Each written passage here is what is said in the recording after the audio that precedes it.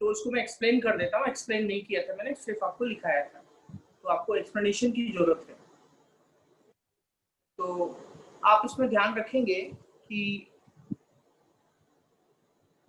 जो 1930 का जो गवर्नमेंट ऑफ इंडिया एक्ट था, ध्यान से समझना है सारी चीजों को, फिर आपको एक मैं चार्ट बनाने के लिए दूंगा।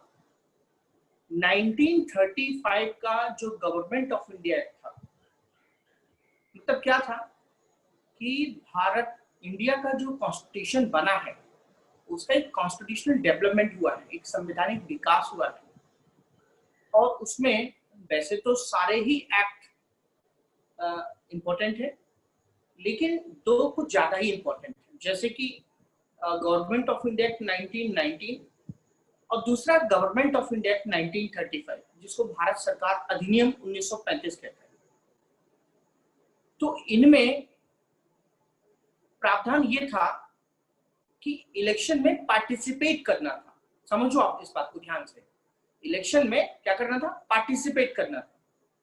तो जैसे कि आपको पता है कि 1920 में क्या हुआ था, असहयोग आंदोलन हुआ था, नॉन कॉपरेशन हुआ था। और असहयोग का मतलब क्या होता है, कॉपरेट नहीं करना, सहयोग नहीं करना। तो जब गवर्नमेंट इलेक्शन की बात कर रही है और हम इलेक्शन में पार्टिसिपेट कर रहे हैं तो ये सही नहीं है। तो हमने इलेक्शन में पार्टिसिपेट नहीं किया।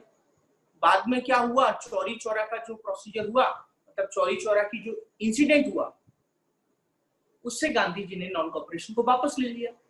अब जब नॉन कॉपरेशन को गांधी जी ने वापस ले लिया, राइट, तो ऐसी कंडीशन में आप ये देखेंगे, क्योंकि गांधी जी का मेन उद्देश्य ही वही था कि असहयोग करना, नॉन कॉपरेशन करना। और नॉन कॉपरेशन का मतलब हमें इलेक्शन पार्टिसिपेट नहीं करना है। तो कांग्रेस, मैंने आपको बताया था, कांग्रेस के अंदर दो ग्रुप बन गए थे, दो ग्रुप बन गए थे। एक वो जो चेंजर्स थे, एक वो जो नो चेंजर्स थे। एक वो थे जो इलेक्शन में पार्टिसिपेट करना चाह रहे थे, राइट, और एक वो थे जो गांधी जी के प्रिंसिपल्स पर चलना चाह रहे थे, नहीं हम पार्टिसिपेट नहीं करेंगे, हम तो नॉन कॉपरेशन को कंटिन्यू करेंगे। इतना बात समझ में आया?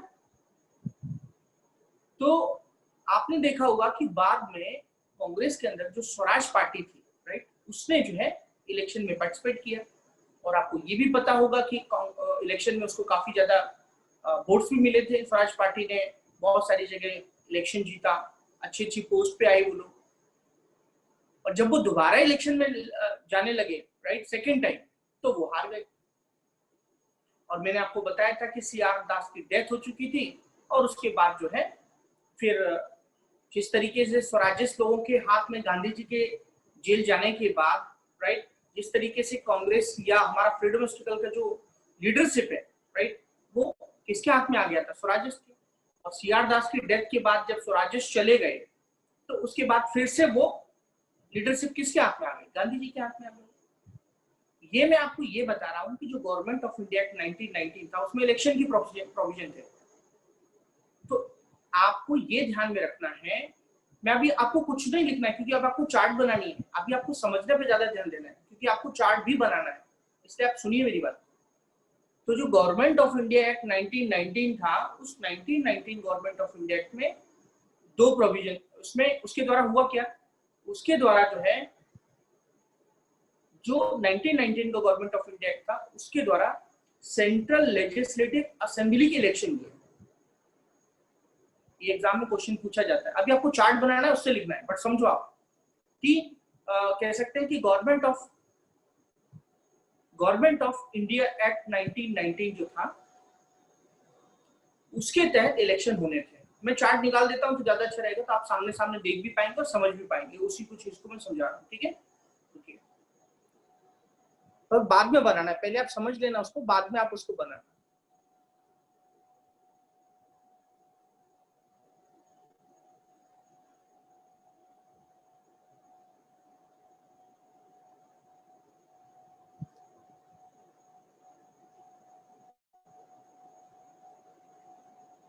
तो बेटा आप लोग देख पा रहे हैं सभी लोग? यस कीजिए, कंफर्म कीजिए। Yes sir. Yes sir. Yes sir. अब जो जो चीजें मैं समझाता ध्यान से सुनना है, ठीक है? और उसके बाद जो है बाद में नोट करना है, अभी पहले समझते जाओ, फिर आप नोट क्या करोगे आपको समझ में नहीं आएगा। तो देखिए, जैसे मैंने आपको बताया कि 1935 का जो गवर्नमेंट ऑफ इंडिया एक्ट था, नीचे लिखा है देखो, गवर्नमेंट ऑफ इंडिया एक्ट 1935। तो 1935 के गवर्नमेंट ऑफ इंडिया एक्ट से पहले गवर्नमेंट ऑफ इंडिया एक्ट 1919 था, और उसके तहत जो चुनाव हुए थे, उसके अंडर में जो इलेक्शंस हुए थे, वो सेंट्रल लेजिस्लेटिव असेंबली के इलेक्शन हुए थे। देखो आप, केंद्रीय लेजिस्लेटिव इलेक्शन के इलेक्शन हुए थे, और दो इलेक्शन हुए थे, 1926 और 1945। ये आपको ध्यान में रखना है। भारत सरकार अधिनियम 1919 के अंतर्गत दो प्रकार के चुनाव, दो बार चुनाव हुए थे। एक तो 1926 के अंदर हुआ था, 1926 में हुआ था, और 1925 में हुआ था। 1935 के गवर्नमेंट ऑफ इंडिया एक्ट में प्रोविजन ये था, इलेक्शन का प्रोविजन था। 1935 के गवर्नमेंट ऑफ इंडिया एक्ट का जो कानून आया था, उस कानून के अंतर्गत चुनाव होने थे, इलेक्शन होने थे। तो इसीलिए मैंने लिखा है कि 1935 गवर्नमेंट ऑफ इंडिया एक्ट ऊपर लिखा है ऑन द बेसिस ऑफ, उसके आधार पे, उसके आधार पे, हिंदी समझिए आप, उसके आधार पे है क्या होना था, the provincial governments, right, the provincial governments were constituted under the government of India act 1935। इसके अंतर्गत आपको ये समझना है, देखो ऑन द बेसिस ऑफ आगे लिखा है प्रांतीय विधानमंडल, मतलब provincial legislative election, provincial legislative जो है असेंबली है, उनके इलेक्शन होने थे, ऐसा प्रावधान था। तो इलेक्शन हुए। तो इलेक्शन किसके द्वारा हुए, देखो रेड कलर में लिखा हुआ है 1937 इलेक्शन। 1937 को जो इलेक्शन हुए हैं, 1937 के जो इलेक्शन हुए हैं, वो the provincial government were constituted under act of 1935। तो ठीक है, 1935 का भारत सरकार अधिनियम हो गया, उसके आधार पर चुनाव हो गए। किसके चुनाव हुए, प्रोविंशियल लेजिस्लेटिव, मतलब राज्यों में, मतलब प्रांतों में, उसको प्रांत कहा जाता था, ठीक है। तो इसमें 3 रिजल्ट्स आए, चुनाव हुए, ठीक है, उसमें 3 रिजल्ट्स आए, मैंने रेड कलर में लिखा हुआ रिजल्ट्स। इसमें 3 रिजल्ट्स आए। पहला रिजल्ट क्या है, in which Congress by defeating its opponents secured majority in 5 provinces. ये मैंने लिखा है, बट आपको चार्ट के द्वारा नहीं बताया था। Majority in 5 provinces. तो इसमें जो 5 प्रोविंसेस हैं वो कौन कौन से हैं, मैड्रास है, बिहार है, राइट, सेंट्रल प्रोविंस है, बरार है, यूनाइटेड प्रोविंस है, और उसके साथ साथ उड़ीसा है। तो ये तो एक रिजल्ट आ गया, एक परिणाम आ गया, जिसमें कांग्रेस ने अपने विरोधियों को क्या किया था, एक हराया था 5 स्टेट्स में। उसके बाद दूसरा रिजल्ट क्या आया था, सेकंड रिजल्ट क्या था, तो सेकंड रिजल्ट में आप देखेंगे कि कांग्रेस एक सिंगल लार्जेस्ट पार्टी के रूप में सामने आई। कांग्रेस एक सिंगल लार्जेस्ट पार्टी के रूप में सामने आई, और उसको जो है कह सकते हैं बॉम्बे और असम और नॉर्थ वेस्टर्न प्रोविंसेस, यहाँ पर ये 3 स्टेट ऐसे हैं। उसके बाद आप देखेंगे थर्ड रिजल्ट क्या है, थर्ड रिजल्ट ये आया कि Bengal, Punjab and Sindh, Congress did not secure enough majority. मतलब ये 3 स्टेट ऐसे थे जहां पर बंगाल, पंजाब और सिंध, जहां पर कांग्रेस ने बहुमत प्राप्त नहीं किया था, ठीक है। नीचे मैंने आपको लिखा है had not obtained a full majority in provincial legislature, ठीक है। इतनी बात आपको समझ में आ गई कि रिजल्ट्स जो है आपको समझ में आए, ठीक है। कांग्रेस आगे बढ़ी, तो कांग्रेस ने क्या किया, Congress form cabinet as 6 provinces. Congress ने 6 प्रांतों में अपनी सरकार बनाई, 6 प्रोविंसेस में उन्होंने सरकार बनाई, ठीक है। और 6 प्रोविंसेस में 1937 में जो उन्होंने प्रांतों में सरकार बनाई, वो कौन से थे, Madras, Bombay, central province, Orissa, Bihar, United provinces. देखिए नीचे लिखा हुआ, हाईलाइट भी किया हुआ है। और ये जो उनकी सरकार है, ये जो उनकी सरकार है, ये आगे देख सकते हो, उस पे लिखा है लास्टेड फॉर 28 मंथ्स, मतलब टेन्योर लिखा हुआ, देखिए। कुछ पूछना बेटा? हाँ सर, सेंट्रल प्रोविंस और यूनाइटेड प्रोविंस एग्जैक्टली मतलब कौन से रीजन में आता है, कैसा रहेगा वो? सेंट्रल प्रोविंसेस और सेंट्रल प्रोविंस और यूनाइटेड प्रोविंस एग्जैक्टली कौन सा रीजन, कौन सा पार्ट ऑफ इंडिया है वो? सेंट्रल तो आई अंडरस्टूड कि सेंट्रल में रहेगा। प्रोविंस यूपी है करंट कॉन्टेक्स्ट में, वो सेंट्रल रहेगा ना? Central province MP. Okay, and United का क्या बोले आप? यूपी। ओके ओके ओके, ठीक। तो देखिए लास्ट जो 28 मंथ्स थे, 28 जो महीने थे, 6 जगह सरकार बनी, और 28 मंथ सरकार चली। इनका जो टेन्योर था, ऊपर मैंने लिखा भी है, टेन्योर जो था इनका वो 28 मंथ का था। और इस बात को लेके फिर क्या हुआ, इस बात को लेके आप देखेंगे कि प्रॉब्लम क्या हो गई, इसी बीच क्या प्रॉब्लम हो गई, प्रॉब्लम ये हो गई, नीचे साइड में लिखा हुआ देखिए मैंने, हाँ एक चीज और ध्यान रखना, क्वेश्चन एक पूछा जाता है, प्लस करके लिखा हुआ देखिए लास्ट में, ये पूछा जाता है कि कितने स्टेट्स में कांग्रेस ने सिक्योर्ड किया क्लियर मेजोरिटी। तो मैंने लिखा है Congress secured a clear majority in the state, right, 6 state, numbering by numbering 6 state. अब नीचे देखिए, नीचे क्या लिखा हुआ है आप देख सकते हैं, the inclusion of India, the inclusion of Indians into the second world war, right, without the permission of Congress cabinets.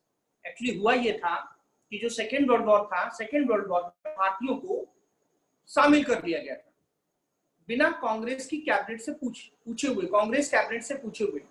तो कांग्रेस ने क्या किया, कांग्रेस ने जो है सभी प्रोविंसेस से, जितने भी प्रोविंसेस थे, सभी प्रांतों से उन्होंने अपना रिजाइन कर दिया था विरोध के स्वरूप में। लिखा है एक्ट ऑफ प्रोटेस्ट, लास्ट में देखिए एक्ट ऑफ प्रोटेस्ट।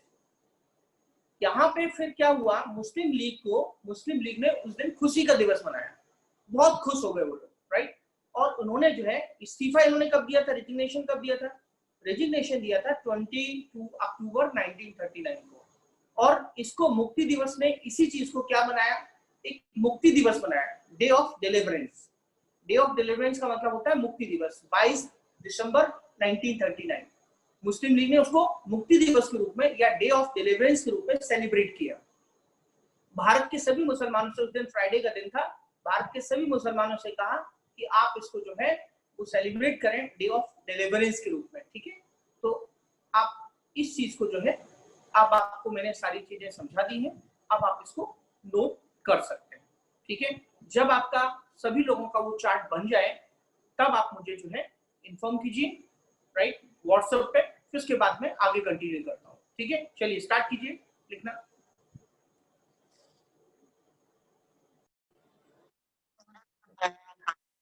पॉइंट्स लिखिए, ठीक है। Working committee of Indian National Congress, working committee of Indian National Congress decided to end land ownership in 1937, land ownership in 1937। भारतीय राष्ट्रीय कांग्रेस की कार्यकारिणी, भारतीय राष्ट्रीय कांग्रेस की कार्यकारिणी कमेटी ने वर्ष 1937 में भू स्वामित्व को समाप्त करने की नीति बनाई, ठीक है। नेक्स्ट पॉइंट लिखिए, as a result of which Congress government at UP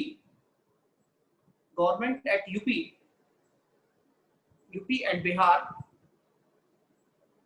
passed tenancy bill, TENANCY,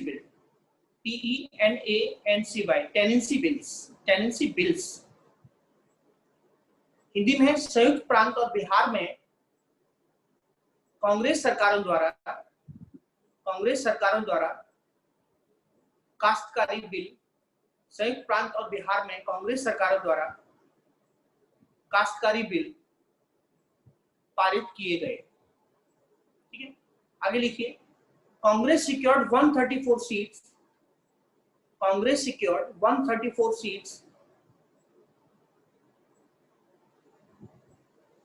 out of 228 seats in United, बताएंगे नंबर। हाँ बेटा, Congress secured 134 seats, Congress secured 134 seats out of 228 seats in United Province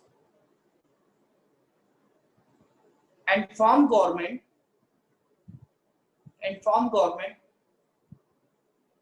on its own on its own।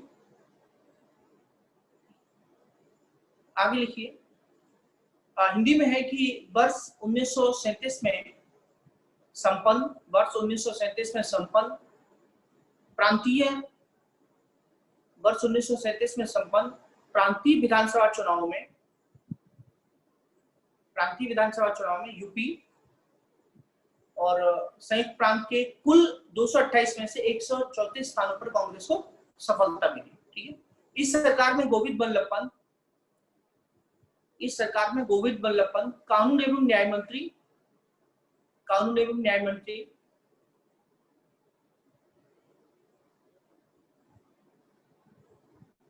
इस सरकार में गोविंद बल्लभ पंत कानून और एवं न्याय मंत्री कैलाश नाथ काटजू थे।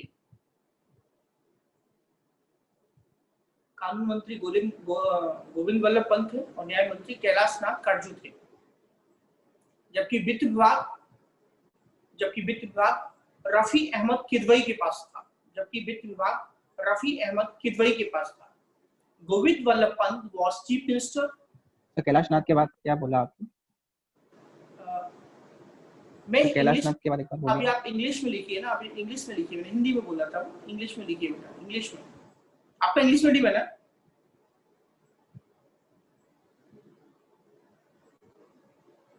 Yes sir, yes sir. हाँ, तो लिखिए, इंग्लिश में लिखिए, गोविंद बल्लभ पंत, गोविंद बल्लभ पंत, हाँ, गोविंद बल्लभ पंत, हिंदी में थोड़ा सा गलत हो गया था, गोविंद बल्लभ पंत वो चीफ मिनिस्टर, गोविंद बल्लभ पंत जो थे वो चीफ मिनिस्टर थे। हिंदी वाले करेक्ट कर ले थोड़ा, गोविंद बल्लभ पंत चीफ मिनिस्टर थे। ठीक है, Govind Ballabh Pant was the chief minister while Kailash Nath Katju, KATJU Katju, ये लॉ एंड जस्टिस मिनिस्टर थे, ये लॉ एंड जस्टिस मिनिस्टर थे। कानून एवं न्याय मंत्री and finance minister was Rafi Ahmed Kidwai. Finance minister जो थे, वित्त मंत्रालय जो था वो रफी अहमद किदवई के पास था।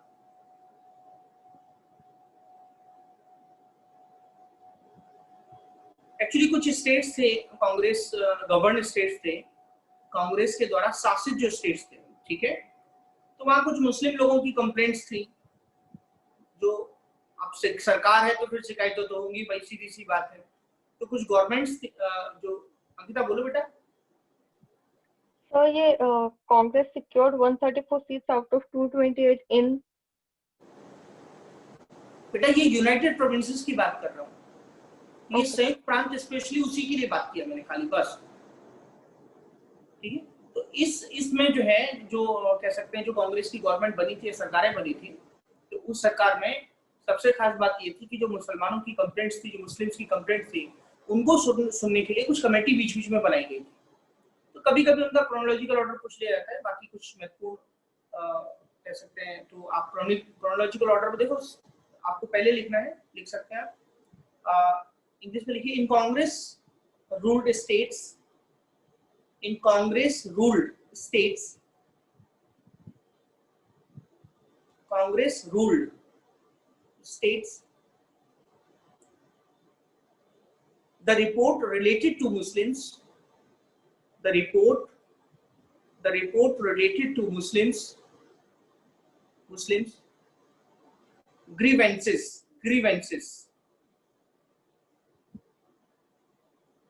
right, were in the following chronological order, मतलब क्या क्या कब कब आई थी। तो एक फर्स्ट पीरपुर रिपोर्ट, PIRPUR,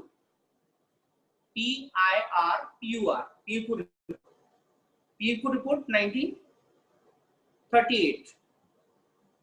दूसरी एक रिपोर्ट आई थी, वो आई थी शरीफ रिपोर्ट। सर एक बार वापस बोलेंगे? हाँ बेटा, पीरपुर, PIR, P फॉर पापा, PIR, पीरपुर रिपोर्ट, और दूसरा है वो है शरीफ, SHARIF, शरीफ रिपोर्ट। तो ये 1939 में आई थी और शरीफ रिपोर्ट 1938 में आई थी। पहले पीरपुर रिपोर्ट 38 में आई थी और शरीफ रिपोर्ट 1939 में आई थी। और एक और रिपोर्ट आई थी फजलुल FAZLUL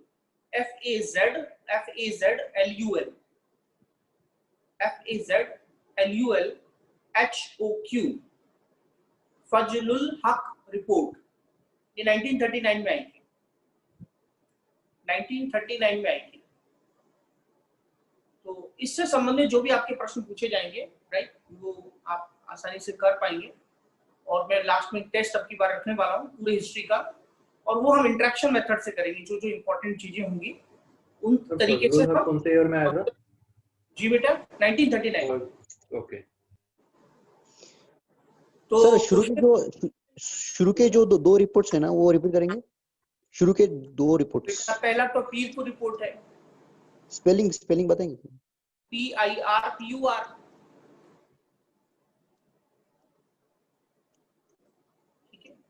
ओके, उसका ईयर। दूसरा जो रिपोर्ट है शरीफ रिपोर्ट है, SHARIF शरीफ रिपोर्ट, वो 1939 है। फर्स्ट का ईयर कौन सा है? 1938। ओके, हो गया, डन। ओके, ठीक है, तो चलिए आप लोग मुझे सिर्फ जो है आंसर आगा, अगर आपको आ रहा है आंसर तो आप सिर्फ हैंड्स रेज करेंगे और मुझे बताएंगे। ज्यादा समय बर्बाद नहीं करेंगे क्योंकि हमें बहुत सारी चीजें कंप्लीट करनी है। तो आप सिर्फ सुनते रहिए और मुझे बताते रहिए हैंड्स रेज करके। क्वेश्चन ध्यान से सुनना है। In which of following province Indian National Congress had not obtained a full majority in provincial legislature elections held in 1937। Question ये है कि वह कौन सा प्रांत था जिसमें कांग्रेस को प्रांत में पूरा बहुमत नहीं मिला 1937 के चुनाव में। पहला ऑप्शन है सेंट्रल प्रोविंस, दूसरा है बिहार, तीसरा है पंजाब और चौथा है मद्रास। नैनिस क्या हुआ आपका? आपने हैंड रेज क्यों नहीं किया? संगीता, डॉली बेटा, ठीक है। संगीता क्या हुआ? सर क्वेश्चन नहीं, मतलब वॉइस ब्रेक हो रही थी आपकी। ठीक है, मैं क्वेश्चन फिर से बताता हूँ। ये क्वेश्चन ये है, समझ लो कि कौन सा ऐसा प्रांत था, कौन सा ऐसा प्रोविंस था जिसमें कांग्रेस को मेजोरिटी नहीं मिली। ओके, इतना सुनाई दिया आपको? पहला है सेंट्रल प्रोविंस, दूसरा है बिहार, तीसरा है पंजाब, चौथा है मद्रास। तो क्या आंसर आया आपको? ठीक है, वेरी गुड, यस। नैनेश क्या हुआ? ठीक है, आगे देखिए। नेक्स्ट क्वेश्चन है कि which of the following elections of central legislative, right, ध्यान से सुनना है। Which of the following election of Central Legislative Assembly were held under the Government of India Act 1990? Question ये कह रहा है आपसे, ध्यान से सुनना है, कि वो कौन से सेंट्रल लेजिस्लेटिव असेंबली के इलेक्शन हुए थे जो 1919 के अंतर्गत हुए थे, जो 1919 के अंतर्गत हुए थे, ये प्रश्न है। ठीक है, ऑप्शन ए है ए ओनली, ऑप्शन ए है 1926, बी है 1937, सी है 1945। ये तीन चीजें हैं। इनमें पूछ रहा है कि कौन से इलेक्शन हुए थे 1919 के अंतर्गत। तो उसमें ऑप्शन है A only, B BNC, C ANC, D ABC. सबको पता है?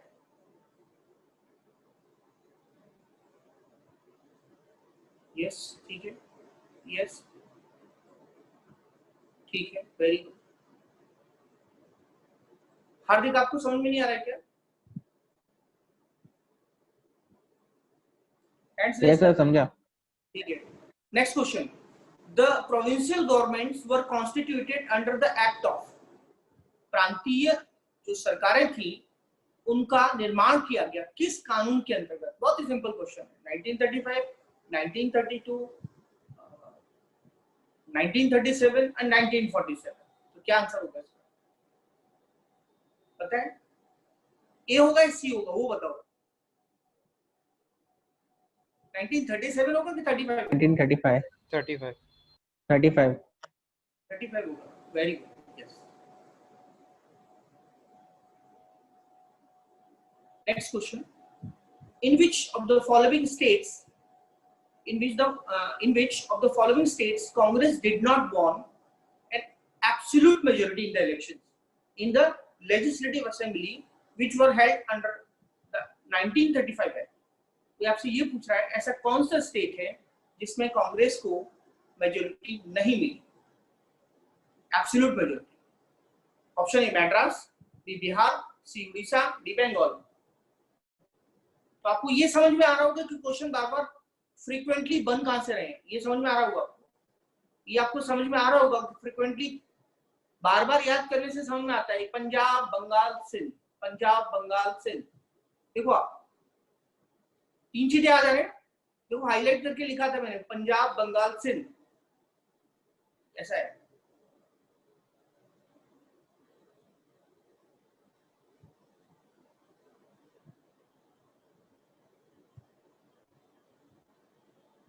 हाँ, नेक्स्ट क्वेश्चन है, the province where the Indian National Congress could not get absolute majority during the general election of 1937। 1937 के चुनाव में कौन सा ऐसा राज्य था जिसमें उसे पूर्ण बहुमत नहीं मिला? Option A Bombay, B Assam, C Orissa, D Bihar. आ रहा सबको समझ में?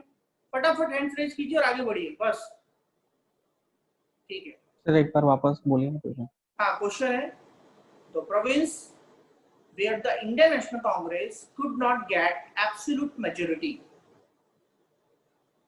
during the general election of 1937 was A Bombay, B Assam, C Odisha, D Bihar। तो देखो सेकंड वाला, देखो आप चार्ट, सेकंड वाला, ठीक है ना? क्या होता है जब आप पढ़ के जाओगे ना, अगर आपने ऐसे चार्ट बना लिया ना तो आपके माइंड में वो हमेशा ध्यान रहेगा और आपको रिवाइज करने में भी आसानी होगी। एग्री करते हैं आप? लिखने के लिए पढ़ना पड़ेगा चार्ट, पलटा फटाफट तो आपको ईयर्स भी ध्यान आ जाएंगे, मेन पॉइंट्स भी ध्यान आ जाएंगे, राइट? और मेन चीजें रिवाइज भी हो जाएंगी। और वो हाईलाइट सिर्फ उन्हीं पे करो जो पॉइंट्स आपको भूल रहे हैं, आप जिनको लगता है कि ये भूल सकते हैं आप, आपको याद नहीं रहेगा। और देखो बार बार प्रैक्टिस करने से, एमसीक्यूज करने से फायदा ये होगा, पंजाब सिंध बंगाल आपको कई बार याद हो जाएंगे, बार बार याद हो जाएंगे। एमसीक्यूज का मतलब ये कभी मत समझो कि ये लास्ट ईयर में आया, ये नहीं आएगा। हर क्वेश्चन से आपको कुछ ना कुछ सीखने को मिलेगा, ये चीज आप ध्यान रखो, ठीक है। Next question, in 1937 elections Congress secured a clear majority in the state numbering, ठीक है। 1937 के चुनाव में कांग्रेस ने नंबरों के हिसाब से कितने राज्यों में, कह सकते हैं, एक स्पष्ट बहुमत प्राप्त किया? ऑप्शन ए 3, 4, 5, 6। तो मुझे लगता है ये तो सभी जानते होंगे, ठीक है। नैने साहब हैंड्स रेज क्यों नहीं कर रहे हैं? क्या प्रॉब्लम है? Next question, consider the following provinces of British India and अभी जो है ये सब हिस्ट्री के जैसे हो जाएगा तो एक दिन में जो लेक्चर मैं कह सकते हैं बहुत डिफिकल्ट क्वेश्चन लेके आने वाला हूँ, इतने इजी नहीं। आपको थोड़ा सा स्ट्रेस तो नहीं कह सकते उसको, बट हाँ सोचना पड़ेगा, ठीक है। तो उससे आपका प्रीलिम्स की एक्सरसाइज हो जाएगी अच्छे से।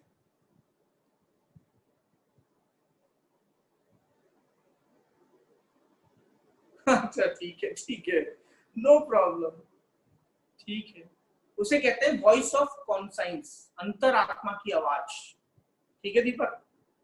आपकी बात सही है बट ठीक है, कोई बात नहीं। Consider the following provinces of British India and identify those where the Indian National Congress did not form a ministry in 1937। ऐसे कौन से स्टेट हैं जिनमें कांग्रेस ने अपना मंत्रिमंडल नहीं बनाया? Following provinces of British India and identify those where the Indian National Congress did not form a ministry। हाँ, मंत्रिमंडल का निर्माण नहीं किया 1937, ठीक है। तो मंत्रिमंडल का निर्माण या कैबिनेट का जो फॉर्मेशन हुआ है वो 6 स्टेट में हुआ है, किस में नहीं हुआ है? क्वेश्चन ये है, कभी भी आप एग्जाम में जाना है तो आपको नहीं पढ़ना है, नहीं पढ़ना है। A central province, second Orissa, third Bengal, fourth Punjab. तो ऑप्शन है, ऑप्शन आपको पहले ही मिल गए होंगे, राइट? उसमें क्या ऑप्शन बताना है भी आपको, ठीक है। Next, the province where Indian National Congress did not form its ministry after general election of 1937 was A. Bengal, B. Bihar, C. Madras, D. Odisha। Option मिला?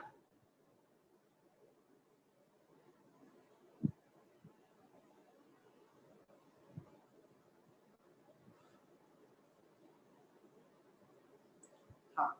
The tenure of the Congress ministries formed in the elections of 1937 after the Act of 1935 was। Congress का कार्यकाल कितने समय का था? सबको पता है? सबको मालूम है? यस।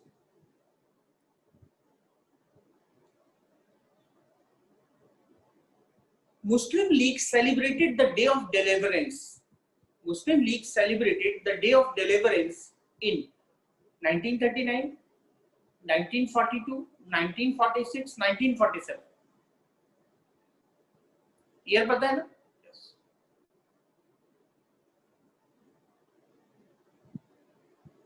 एक क्वेश्चन है, in which working committee did the Congress adopted the policy of abolishing land ownership? In which working committee did the Congress adopted the policy of abolishing land ownership? किसमें कांग्रेस कार्य समिति ने जमींदारी कानून की नीति को अडॉप्ट किया? A working committee 1937, be working committee 1942, working committee 1945, working committee 1946।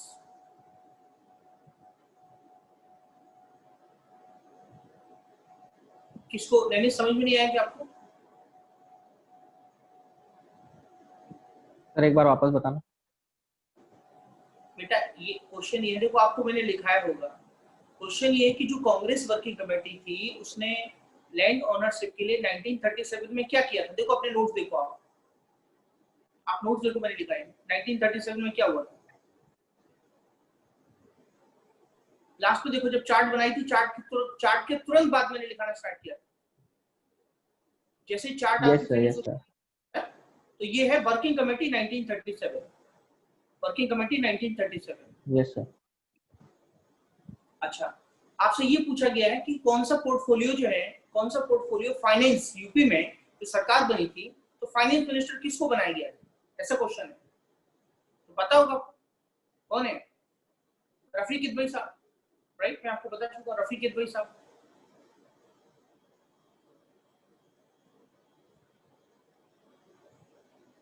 और इनका जो ऑर्डर है, क्रोनोलॉजिकल ऑर्डर है, पहले पीरपुर रिपोर्ट है, फिर शरीफ रिपोर्ट है, राइट? और शरीफ रिपोर्ट के बाद फिर आपका तीसरा रिपोर्ट है जो मैंने आपको बताया, क्या बोलते हैं, फजलुल हक रिपोर्ट। तो इस तरीके से ये टॉपिक फिनिश होता है, ठीक है? अब नेक्स्ट टॉपिक की ओर आगे बढ़ते हैं, ठीक है? तो उसमें मैं आपको सबसे पहले जो है चार्ट दिखाता हूँ और एक्सप्लेनेशन देता हूँ। तो पहले मैं एक्सप्लेनेशन उनके मैं चार्ट निकालता हूँ, फिर मैं आपको एक्सप्लेन करता हूँ।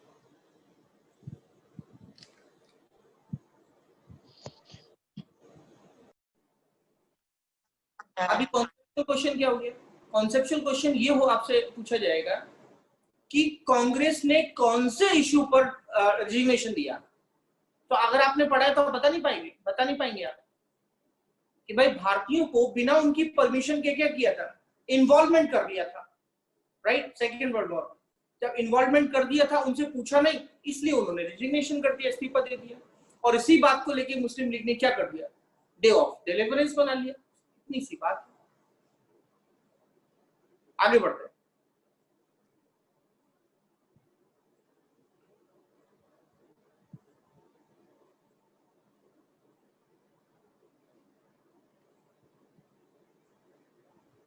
तो देखिए, ये जो है कांग्रेस का कह सकते हैं टॉपिक जो है, आप पढ़ सकते हैं अपने स्क्रीन पे, आपके दिख रहा होगा आप सभी लोगों को।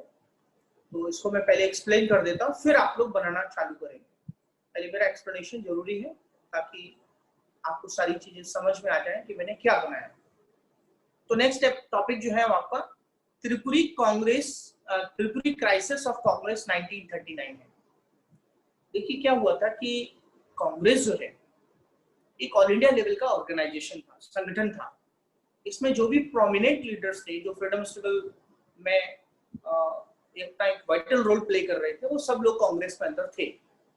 और कांग्रेस जो है एक ऑल इंडिया ऑर्गेनाइजेशन इसलिए था क्योंकि इसके जो अधिवेशन है, इसके जो सेशन है, ये पूरे देश में कहीं ना कहीं होते थे। कभी मैड्रास में, कभी कोलकाता में, कभी अमृतसर में, इस तरीके से सेशन होते थे। तो 1938 का जो सेशन था वो हरिपुरा में हुआ, और हरिपुरा गुजरात में। ये पूछा जाता है कि हरिपुरा कहाँ पर है, तो हरिपुरा गुजरात में है। और ये इंटरनेशनल कांग्रेस का जो सेशन हुआ था, इस सेशन में जो सुभाष चंद्र बोस है became the Congress president, right. ये क्या हुआ, सुभाष चंद्र बोस जो है यहाँ के प्रेसिडेंट बने आफ्टर बीइंग इलेक्टेड अनअपोज्ड, मतलब निर्विरोध रूप से। आप समझते जाइए, बाद में आपको राइटिंग का इश्यू नहीं आना चाहिए, इसलिए मैं साथ में ही आपको एक्सप्लेन कर रहा हूँ कि आप उन चीजों को समझते जाएं कि लिखा क्या है। सुभाष चंद्र बोस यहाँ क्या बने, अध्यक्ष बने इसके हरिपुरा सेशन के गुजरात में। और यहाँ पे ये जो है इलेक्ट हुए, ये अनअपोज्ड हुए, निर्विरोध जिसको हम बोलते हैं, इनके अगेंस्ट में कोई खड़ा नहीं हुआ, ठीक है। 1938 त्रिपुरा में बने प्रेसिडेंट के हरिपुरा में सर? हरिपुरा, हरिपुरा, त्रिपुरा नहीं बेटा, त्रिपुरा नहीं, हरिपुरा गुजरात। गुजरात में 1938 में कांग्रेस का जो सेशन हुआ था वहां पे बने। वो त्रिपुरी है, त्रिपुरा नहीं है। आप समझे मेरी बात को? Yes sir, yes sir. हाँ, तो यस। यहाँ पे फिर जो 1938 का जो सेशन हुआ, उसके बाद इंडियन नेशनल कांग्रेस का फिर अगला जो सेशन हुआ वो 1939 में हुआ। देखिए आगे देखिए अभी आप, 1939 में जो सेशन हुआ वो त्रिपुरी में हुआ। और जो Tripuri session Indian National Congress का है, ये त्रिपुरी मध्य प्रदेश में है, और मध्य प्रदेश में भी जबलपुर के पास में। ये आपको ध्यान में रखना है। तो कभी कभी एग्जाम में क्वेश्चन पूछ लेते हैं त्रिपुरी सेशन कहाँ पर है, तो ऑप्शन डाल देंगे त्रिपुरा। लोगों को लगेगा हाँ यार त्रिपुरी है तो त्रिपुरा हो सकता है, मतलब बता रहा हूँ मैं आपको।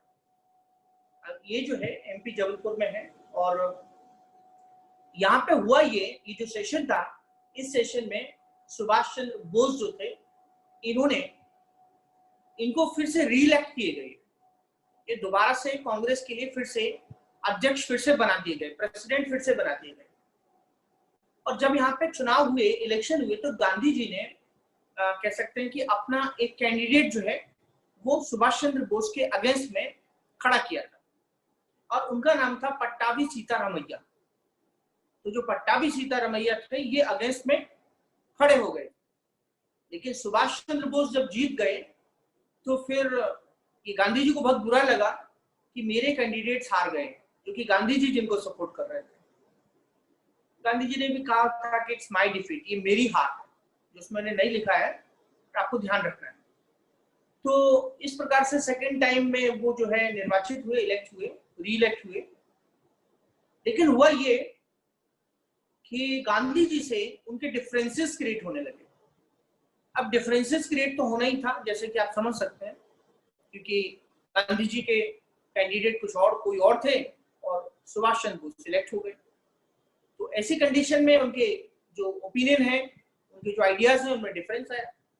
और इसी डिफरेंस के चलते जो है आप देख सकते हैं, but due to his differences with Gandhi ji, right, on matter of formation of working committee, Congress कार्य समिति जो है, राइट, उसके बनाने को लेके इन दोनों के बीच में एक डिस्प्यूट हो गया, विवाद हो गया। विवाद तो बहुत सारे रहे होंगे विचारों को लेके, लेकिन इस मुद्दे पर उन्होंने रिजाइन कर दिया सुभाष चंद्र बोस जी ने। और सुभाष चंद्र बोस ने रिजाइन करने के बाद जो है फॉरवर्ड ब्लॉक को बनाया। फॉरवर्ड ब्लॉक जो है उसको एस्टेब्लिश किया। तो क्वेश्चन बनता है फॉरवर्ड ब्लॉक किसने एस्टेब्लिश किया? तो मैंने आपको हमेशा बताया था कि जब भी कोई व्यक्ति जो है कांग्रेस को छोड़ता था तो अपना कुछ बनाता था वो, तो वैसे ही इन्होंने फॉरवर्ड ब्लॉक बना लिया। अब जब सुभाष चंद्र बोस ने रिजाइन कर दिया तो फिर आगे कौन उसको कंटिन्यू करेगा? तो ध्यान रखना है आपको कि उसकी जगह राजेंद्र प्रसाद साहब जो थे वो उन्होंने कंटिन्यू किया, राइट। सुभाष चंद्र बोस जिन्होंने रिजाइन दे दिया था, उसके बाद राजेंद्र प्रसाद जी ने इसको कंटिन्यू किया। वो चीज मैंने लिखी हुई है यहाँ पे।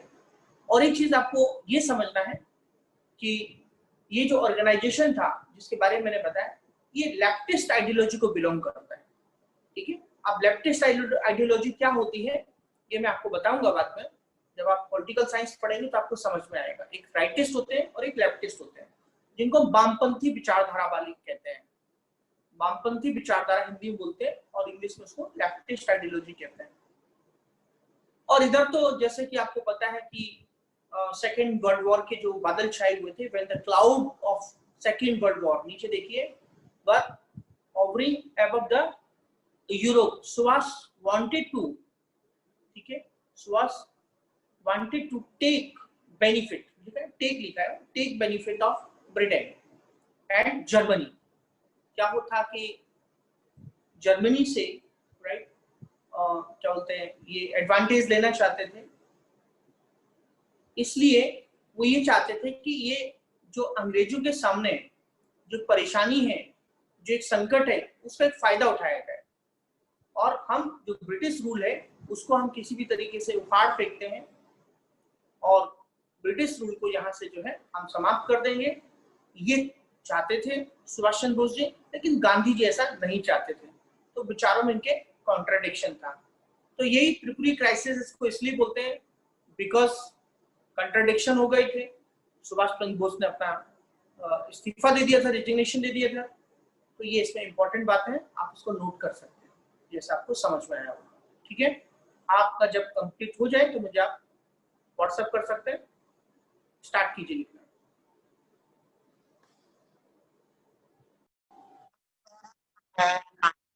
जैसे कि आप लोगों को पता है कि आपने ये चार्ट लिया है, उसमें पॉइंट इंपॉर्टेंट है। पॉइंट ये इंपॉर्टेंट है, लिखिए, Subhash Chandra Bose believed, Subhash Chandra Bose believed, Subhash Chandra Bose believed on an old saying of Ireland, that is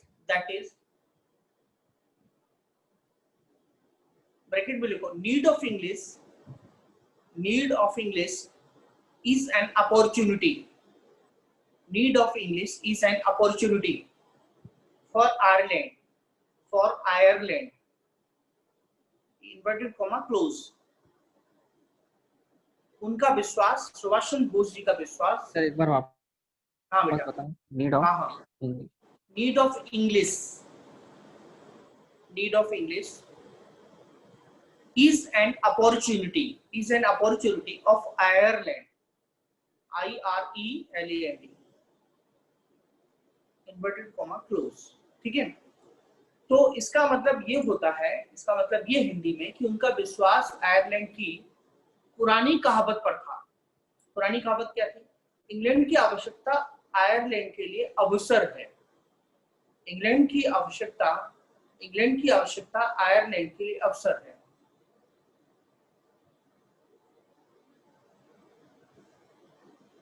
मान लिया कि कोई फ्रेंड है, वो आपके पीछे पड़ा है कि उसकी कुछ जरूरत पूरी करनी है फ्रेंड की, तो आपके लिए वो अपॉर्चुनिटी है।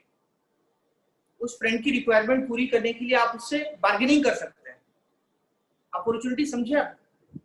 तो यहाँ पे ये कहना चाहते हैं, ये जो कहावत है वो ये चाहते थे कि सुभाष चंद्र बोस कह रहे थे कि जो सेकेंड वर्ल्ड वॉर हुआ है, सेकेंड वर्ल्ड वॉर में जो ब्रिटिश लोगों को जो प्रॉब्लम है, जो समस्याएं हैं, उनके सामने जो प्रॉब्लम है, तो उनके दुश्मनों से मिला जाए और उनको दुश्मनों से मिलके हम इनसे बदला ले सकते हैं और इनको हम यहाँ से हटा सकते हैं। ये उनके मतलब इस मोड में वो सारे कांग्रेस के नेताओं को लाना चाहते थे। लेकिन कुछ नेता, गांधी जी जैसे नेता और भी कुछ लीडर्स थे, वो इसके सपोर्ट में नहीं थे। ये डिफरेंसेस क्रिएट हो गए थे। आया समझ? ठीक है, चलिए अब हम लोग जो है क्वेश्चन सीरीज पे जाते हैं। क्वेश्चन सीरीज में सबसे पहले आपको ये मुझे बताना होगा कि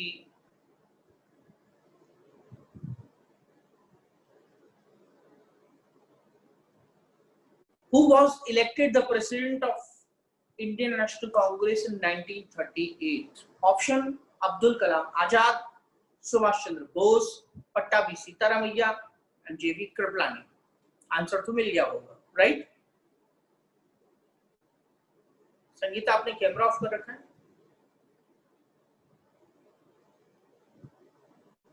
उसके बाद अगला जो है वो है कि who of the following presided who of the following presided over the Haripura session? Haripura session में किसने अध्यक्षता की? C R. Das, J B. Kripalani, Subhash Chandra Bose, J L Nehru. पता चल गया हो, राइट? Next,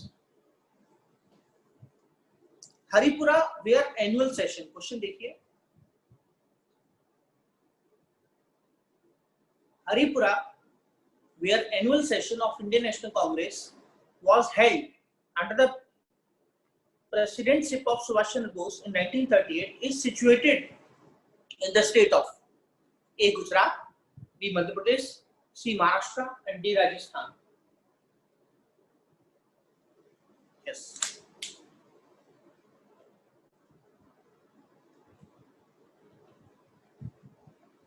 Next question. एक से रुकी बेटा जरा।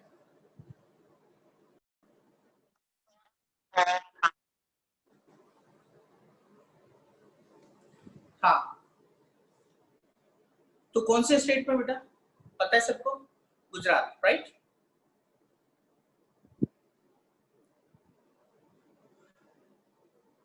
Subhash Chandra Bose was chosen president of Congress in Tripuri session of Indian National Congress in the year 1939.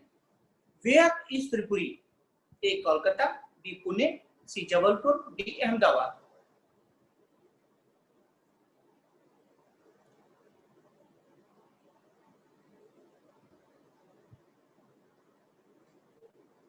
Next question. In which of the following session of Indian National Congress Subhash Chandra Bose was elected as president for the second time? ठीक है, second time. Where? Tripuri.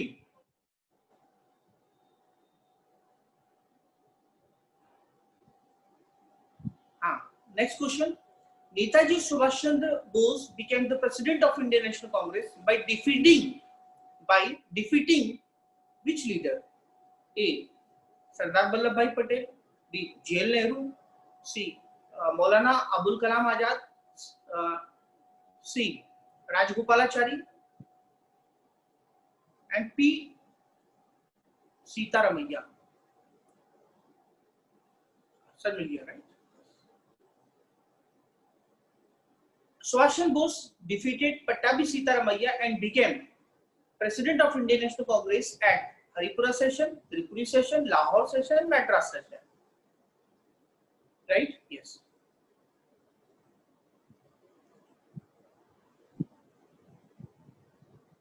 Next question. Who became the president of Indian National Congress after the resignation of Subhash Chandra Bose? A. Maulana Abul Kalam Azad, B. Pattabhi Sitaramaiya, C. Rajendra Prasad, D. Sardar Patel.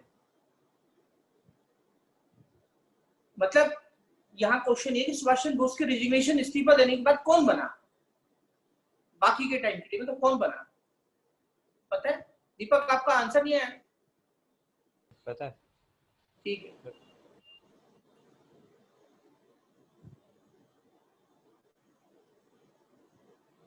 Next question.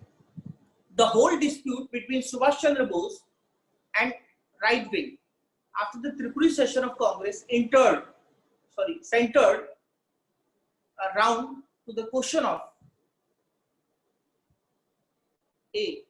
Formation of Congress Working Committee, B. Policy towards princely states, C. Attitude towards central government, D. Double membership of Congress Socialist Party members. तो answer समझ में आ गया होगा, right? क्या है? Formation of Congress working committee.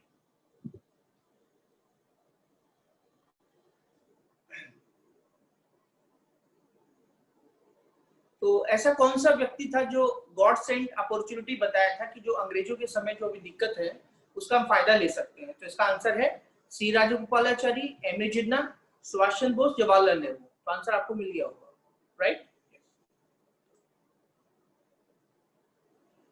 तो ये topic आपका ये भी कंप्लीट हुआ है, राइट? अब ये भी टॉपिक भी आपका कंप्लीट हुआ है। अब हम आगे अगला टॉपिक देखते हैं।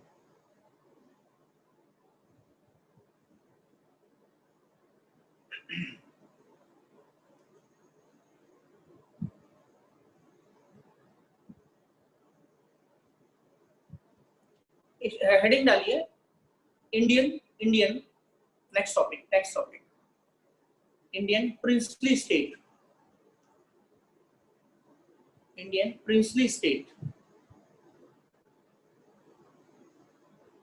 देसी रियासतें, हिंदी में देसी रियासतें।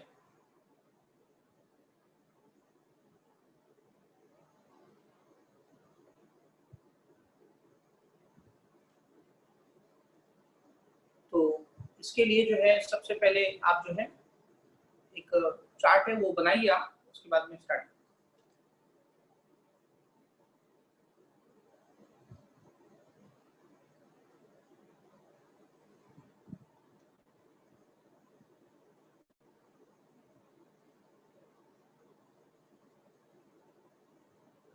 पहले इसको समझ लीजिए, फिर उसके बाद जो है आप पहले समझ लीजिए और तब आप उसको जो है लिखेंगे हम लोग। तो जैसे मैंने बताया आपको कि जो देसी रियासतें हैं, राइट, देसी रियासतों के बारे में आपको बता रहा हूँ। तो उसमें हमें ये समझना है, देसी रियासतें भारत में अगर आप देखोगे तो ब्रिटिश भारत में, एक तो ब्रिटिश भारत था जिसमें अंग्रेजों का शासन था, और देसी रियासतें भी थी। 1927 में आप देख सकते हैं 1927 में एक कमेटी बनाई गई थी। उस कमेटी का नाम था बटलर कमेटी, राइट, या इंडियन स्टेट्स कमेटी, भारतीय रियासत कमेटी जो है समिति उसको कहा गया। 1927 में एक समिति बनाई गई जिसको हम बटलर कमेटी कहते हैं या इंडियन स्टेट कमेटी कहते हैं, भारतीय रियासत समिति कहते हैं। तो ये जो 1927 में जो कमेटी बनाई गई, क्या उद्देश्य था, उसका ऑब्जेक्ट क्या था? तो it was constituted to study the relation between Indian government and Indian princely states. यह कमेटी इसलिए बनाई गई, इसका उद्देश्य ये था कि जो ब्रिटिश भारत है या भारत सरकार जो है, और उसके साथ साथ भारत सरकार के साथ साथ जो है आपका जो देसी राज्य है या देसी रियासतें हैं, उनके बीच संबंध कैसे हैं, रिलेशन कैसे हैं, उसकी स्टडी करना। और साथ ही साथ जो है आप देख सकते हैं उसमें लिखा है कि recommended economic and financial reforms for British India and Indian princely states.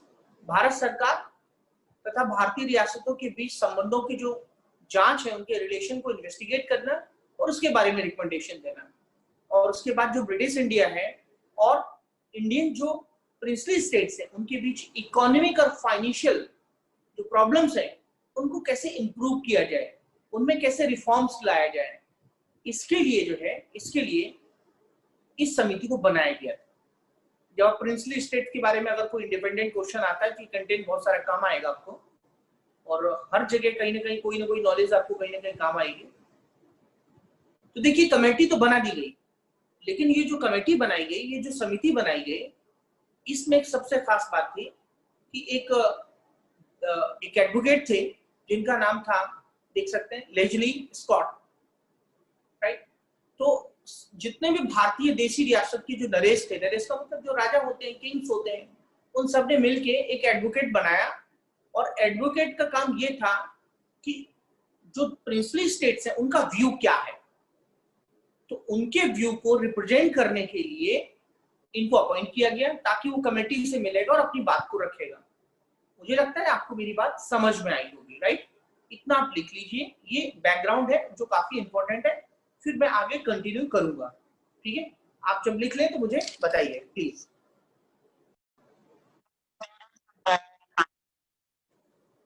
तो देखिए ऐसा है कि भारत में जो है, एक तो ब्रिटिश इंडिया था। ब्रिटिश इंडिया का मतलब ये होता है कि जिसमें ब्रिटिश गवर्नमेंट का अपना राइट्स थे, राइट? ब्रिटिश गवर्नमेंट गवर्न कर रहे, और प्रिंसली स्टेट्स वो थे जिनमें देसी राजा थे, राइट? तो जो देसी राजा थे उनके सवाल ये था कि इंडिपेंडेंस तो सबको मिल रहा था, आजादी तो सबको मिल रही थी। अब इस आजादी, जो इंडिपेंडेंस सबको मिल रहा था, तो सबको अपने अपने टाइप का इंडिपेंडेंस चाहिए था, अपने अपने टाइप की आजादी चाहिए था। अब राजा कैसे चाहेगा कि मेरा जो है ये सब चला जाए? तो देखिए सबसे पहले स्टार्टिंग तो मोहम्मद अली जिन्ना ने पहले से ही कर दी थी। मोहम्मद अली जिन्ना ने, मतलब इन सब ने, मुस्लिम लीग ने पहले से अपना स्टार्ट कर दिया था कैंपेन, मुझे पाकिस्तान चाहिए, पाकिस्तान चाहिए, पाकिस्तान चाहिए। और ऐसी कंडीशंस लास्ट में क्रिएट हो गई, पाकिस्तान बनना पड़ा, पाकिस्तान बना मतलब। और चूंकि क्या हुआ था कि ब्रिटिश गवर्नमेंट ने लास्ट में ऑप्शन दे दिया था, ऑप्शन ये दे दिया था कि या तो आप पाकिस्तान में शामिल हो जाओ, जितने राजा थे उन लोगों को, तो या तो आप पाकिस्तान में चले जाओ, या भारत में आ जाओ, और या आप इंडिपेंडेंट बने रहो। तो अगर आपको ऐसा, मान लिया आपको ऐसा मौका मिला, तो आप क्या डिसीजन लेंगे? मतलब मेजोरिटी किस साइड में जाएगी वो सोचो आप। क्यों, किस साइड मेजोरिटी जाएगी? इंडिपेंडेंट रहने की बात करेंगे आप कि नहीं साहब हमको तो आजादी चाहिए, हम तो अलग रहेंगे, वैसे हुआ। तो यहाँ पे क्या हुआ था कि यहाँ पे जो जवाहरलाल नेहरू थे, इसी साल में क्या घटना हुई थी आप लिख सकते हैं, तब मैं इसको एक्सप्लेन करूंगा। इन दिसंबर 1927, in December 1927, all India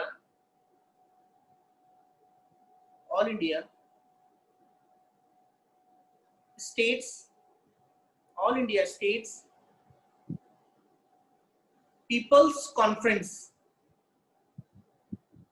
People's Conference was organized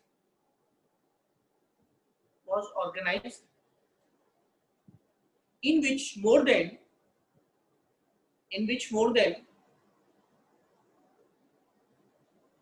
700 political workers from various states, So 700. I am repeating, in December 1927, All India States People's Conference was organized, in which more than 700 political workers from various states participated. ठीक है, आप लिख सकते हैं आगे, बलवंत राय Mehta,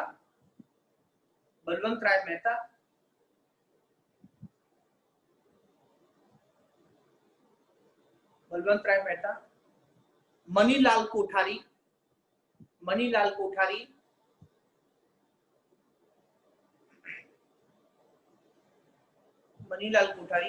and G.R. Abhyankar,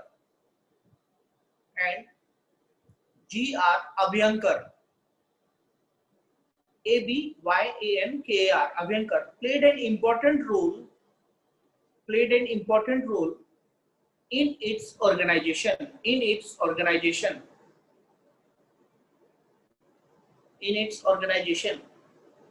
तो इस संगठन में, हिंदी में बता रहा हूं कि 1927 में अखिल भारतीय प्रजामंडल, 1927 में अखिल भारतीय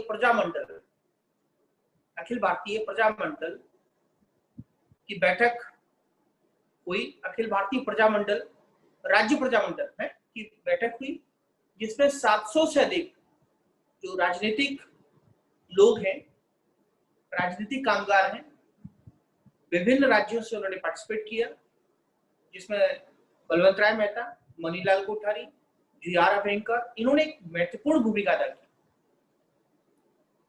और इसके जो प्रेसिडेंट थे वो जवाहरलाल नेहरू थे। इंपॉर्टेंट बात है, Jawaharlal Nehru was chosen the president. किसके प्रेसिडेंट थे? All India states people conference.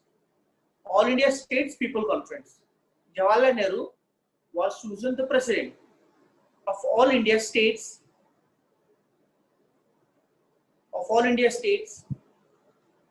people conference in 1939 में ध्यान रखना, जवाहरलाल नेहरू जो है उसके जो अध्यक्ष बने, right, all India states people conference के, 1939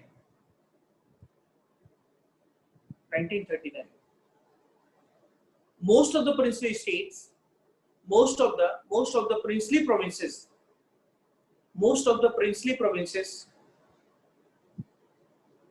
were merged into Indian Union by 1947। Bharat में जो देशी रियासतें थी, राइट, जो प्रिंसली स्टेट्स थे, तो बहुत सारे लोगों ने सोचा चलो यार हम पाकिस्तान, क्योंकि क्या था, कहीं कुछ जो प्रिंसली स्टेट्स थे वो रिलीजन को लेके थोड़ा डर में थे। उनको लगा कि यार अगर हम मुस्लिम हैं तो हमें पाकिस्तान में मिलना ज्यादा सेफ रहेगा, राइट, हिंदू हैं तो हमें फिर हिंदुस्तान में रहना ज्यादा हमारे लिए अच्छा रहेगा। लेकिन यहाँ पे एक बात मैं आपको बता देना चाहता हूँ कि जो पाकिस्तान है, वो पाकिस्तान ने अपने आप को भले ही मुस्लिम स्टेट बनाया है, लेकिन भारत से जितने भी मुस्लिम रिलीजन के लोग हैं वो यहाँ से नहीं गए, वो भारत में ही बने रहे। इसलिए भारत को एक सेक्युलर स्टेट बनाया गया। तो मैं आपसे यहाँ पे ये कहना चाहता हूँ, कहने का मतलब मेरा ये है कि कुछ स्टेट्स ने यहाँ पर अपने आप को थर्ड ऑप्शन में डाल दिया। पहला पाकिस्तान के साथ जाओ, दूसरा भारत में रहो, तीसरा इंडिपेंडेंट रहो। तो थर्ड ऑप्शन उन्होंने चूज कर लिया। उनको लगा ये ज्यादा अच्छा है उनके लिए। जैसे जूनागढ़ है, राइट, जैसे जूनागढ़, जैसे जम्मू एंड कश्मीर है, जैसे हैदराबाद है, राइट। तो अभी एक्चुअली प्रॉब्लम क्या था कि पंडित नेहरू साहब तो आपको पता है पंडित थे, कश्मीरी पंडित थे। उस समय अच्छा हुआ कि सरदार वल्लभ भाई पटेल साहब जो थे वो सबको डील कर रहे थे, राइट। वो सबको डील कर रहे थे तो सारे मैटर वही डील कर रहे थे। लेकिन जम्मू एंड कश्मीर के मामले में उन्होंने, नेहरू जी ने कहा ये मैं वहां का रहने वाला हूं, मुझे अच्छे से पता है, जम्मू एंड कश्मीर के बारे में मैं डील करूंगा। तो उन्होंने, हुआ ये कि पाकिस्तान पर अटैक हो गया, राइट। पाकिस्तानी आर्मी का जो है आजाद हो गए थे। और जम्मू एंड कश्मीर ने अपने आप को क्या सोचा, जम्मू कश्मीर ने ये सोचा हम अलग रहेंगे सब। तो ठीक है, आप अलग रहिए। तो कबाइलियों का हमला हो गया उधर से। कबाइली का मतलब होता है ट्राइबल्स लोग जो होते हैं, राइट। तो ट्राइबल्स लोगों ने हमला कर दिया, लेकिन वो ट्राइबल्स नहीं थे, वो पाकिस्तानी आर्मी थी। तो वहां के राजा हरि सिंह जो थे, उन्होंने जवाहरलाल नेहरू से मदद मांगी। तो इंडियन आर्मी वहां गई और उन्होंने जो है इनको आजाद कराया। आया समझ में आपको? हरि सिंह। तो हरि सिंह ने क्या किया था, हरि सिंह और साहब के बीच में जो एग्रीमेंट हुआ, जो समझौता हुआ, उसके द्वारा जम्मू एंड कश्मीर भारत में शामिल हो गया। लेकिन कंडीशन अप्लाई, उन्होंने कहा कि हमको स्पेशल स्टेटस चाहिए। तो 370 वाला जो मामला है, आर्टिकल 370, उसमें स्पेशल स्टेटस जो दिया गया है कॉन्स्टिट्यूशन में, जो मोदी जी ने क्या कर दिया, खत्म कर दिया 370। आप किसी का स्पेशल स्टेटस नहीं रहेगा जम्मू एंड कश्मीर, ठीक है। तो एक तो ये हो गए, जम्मू एंड कश्मीर को आके मोदी जी ने सॉल्व कर दिया, जो कि प्रॉब्लम चल रहा था। जूनागढ़ भी कुछ ऐसे ही इधर उधर की बात कर रहा था, राइट। तो वहां पे भी सरदार पटेल ने इसको भारत में मिला लिया। हैदराबाद भी बोल रहा था हम तो आजाद रहेंगे। हैदराबाद के निजाम से कई बार मिलने गए पटेल साहब, नहीं माना, फिर जबरदस्ती उसको शामिल कर दिया गया। ऐसे समझ लीजिए आप, एक्शन लेना पड़ा यहाँ पे। हैदराबाद का निजाम शामिल नहीं हो रहा था। और सोचो आप, अगर हैदराबाद का निजाम शामिल नहीं होता, राइट, तो आज भारत के बीच में भी अलग देश होता, चारों तरफ से भारत होता और बीच में एक अलग सा देश होता जिसको हम हैदराबाद देश कहते हैं, और उधर जाने के लिए पासपोर्ट लगता हमको, फिर इधर भी पाकिस्तान, इधर बांग्लादेश, बीच में ये क्या स्थिति होती सोचो भारत की, राइट। तो वल्लभ भाई पटेल ने मतलब जो कह सकते हैं, उन्होंने जिस तरीके से स्टेट्स का मर्जर किया, इसीलिए उनका कंट्रीब्यूशन भारत के इतिहास में माना जाता है कि उन्होंने किस तरीके से, इसे को कहते हैं हम प्रेजेंस ऑफ माइंड, और उनका जो सोचने का जो उनका विजन था आगे का, राइट, कि क्या क्या परिस्थितियां होंगी। अभी अंबेडकर साहब भी एग्री नहीं थे, अंबेडकर साहब एग्री नहीं थे कश्मीर को 370 देने के लिए, और इवन सरदार वल्लभ भाई पटेल भी नहीं थे, क्योंकि ये प्रधानमंत्री थे। तो आप सोचो प्रधानमंत्री कहाँ और कहाँ आपके क्या बोलते हैं होम मिनिस्टर, तो डिफरेंस तो रहेगा ना। तो नेहरू जी का थोड़ा दबदबा था, तो इस तरीके से वो प्रॉब्लम वहीं पे तब से दिक्कत हो गया। तो 3 स्टेट ऐसे हैं, कौन कौन से? जूनागढ़, जे&के और हैदराबाद। बाकी का जो इसमें सब आगे का इंफॉर्मेशन प्रिंसली स्टेट के बारे में हमें अभी तो प्रीलिम्स के लिए तो इतना ही जानना जरूरी है। अब हम कुछ क्वेश्चन आपसे पूछते हैं, वो आप मुझे बताएंगे।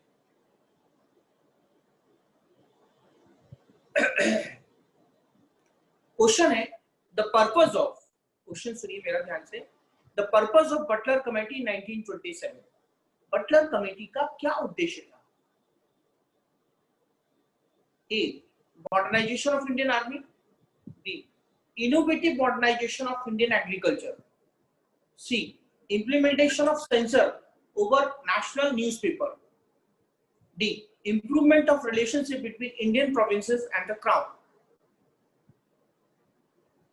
तो इसका आंसर आपको बताना है कि बटलर कमेटी के उद्देश्य क्या थे। तो मुझे लगता है सबको पता हो गया। ठीक है निशा, क्या बात है, समझ में आया? ठीक है दीपक,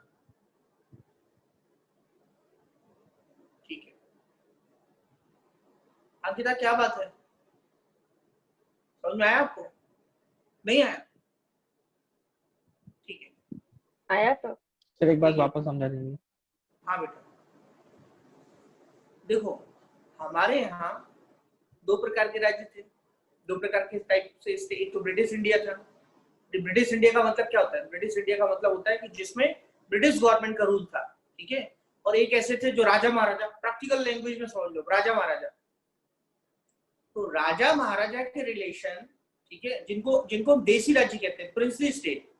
तो प्रिंसली स्टेट और ब्रिटिश इंडिया के बीच रिलेशन कैसे हैं, कैसे होंगे, इस पर एक कमेटी बनाई गई थी, और उस कमेटी का नाम था बटलर कमेटी।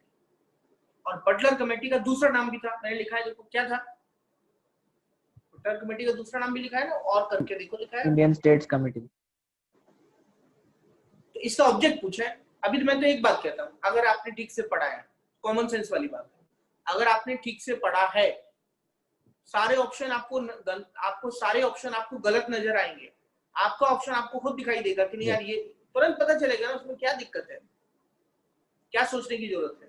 अब उसमें खुद ही लगेगा क्या बना रखा है, innovative modernization of Indian agriculture, modernization of Indian army, सब।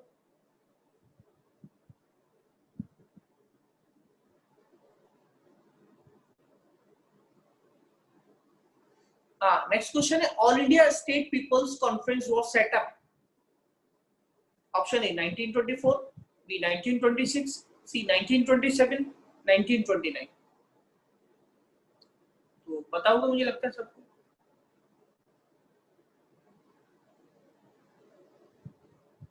हाँ, who among the following was the president of the All India States People Conference in 1939? 1939 का जो अखिल भारतीय प्रजामंडल जो एक कॉन्फ्रेंस हुआ था, उसके अध्यक्ष कौन थे?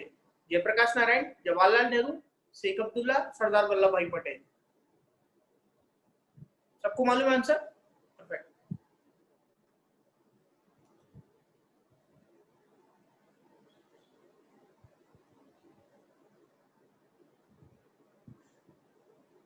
Integration of states was done under the leadership of A. Maulana Azad, B Govind Ballabh Pant, C B R Ambedkar, D Sardar Patel.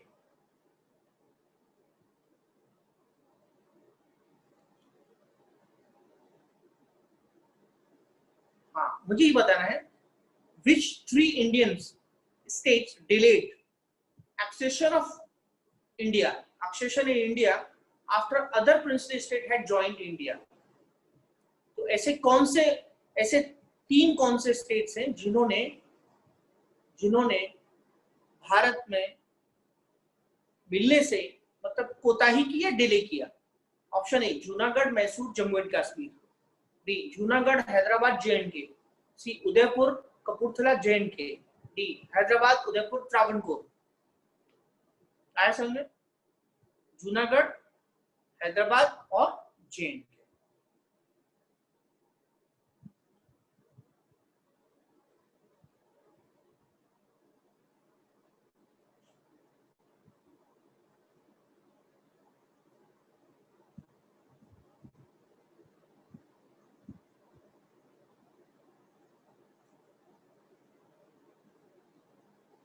एक चीज ध्यान रखना है कि हमारा हैदराबाद के साथ जो एग्रीमेंट हुआ है उसको बोलते हैं स्टैंड स्टिल। वो आप लिख लो। हैदराबाद के साथ जो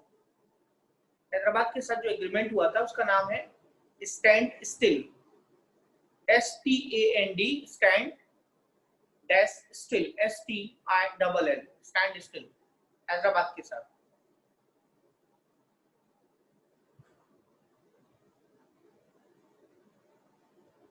भारत के जो उस समय गवर्नर जनरल थे लॉर्ड माउंटबेटन, उन्होंने साइन किए थे। Lord Mountbatten.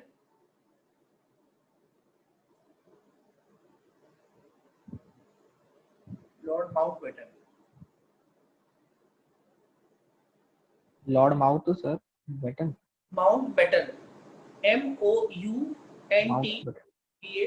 Sir, MOUNTBATTEN। Mouth के आगे batten, batten, Mountbatten, BATTEN। BATTEN। तो इस तरीके से आपका जो है आज का यहाँ पे जो लेक्चर जो है ये समाप्त होता है। कल हम 1947 तक कंप्लीट कर लेंगे, राइट। और जो है तो आपका ये टॉपिक हो जाएगा। देखिए अब मैं आपको एक चीज बताना चाहता हूँ, समझाना चाहता हूँ चीज आपको। अगर आप जो लोग प्रीलिम्स में पार्टिसिपेट कर रहे हैं, राइट, मैंने आपको जो है लाहौर सेशन से लिखाना चालू किया, करेक्ट। कहाँ से स्टार्ट किया? लाहौर से किया था। लाहौर से लेके और कल के लेक्चर तक आपको सिर्फ मेरा नोट्स पढ़ के जाना है, बाकी कुछ नहीं पढ़ना है, कुछ भी नहीं प्रीलिम्स के लिए मैं आपको बता रहा हूं। अच्छा, उससे पहले का आपको स्पेशली यहाँ क्लास में लिखा रहा हूं मैं, आपके लिए स्पेशली एक दिन लेक्चर लेने वाला हूं जो प्रीलिम्स ले रहे हैं, प्रीलिम्स दे रहे हैं खाली। बाकी के लोग भी ज्वाइन कर सकते हैं, ऐसा कोई दिक्कत नहीं है। तो उसमें कुछ लिखाने वाला नहीं है, आपको मैं एक स्टोरी समझाने वाला हूं जिससे आप प्रीलिम्स की क्वेश्चन कर सकें, क्योंकि लिखने में बहुत टाइम चला जाएगा। आया समझ में?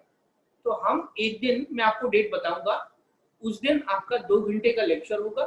तो आपका स्टार्टिंग से एंड तक के सारे कॉन्सेप्ट्स हो जाएंगे। तो मॉडर्न इंडिया में और पॉलिटी में आप सेफ हो जाएंगे। आया समझ में?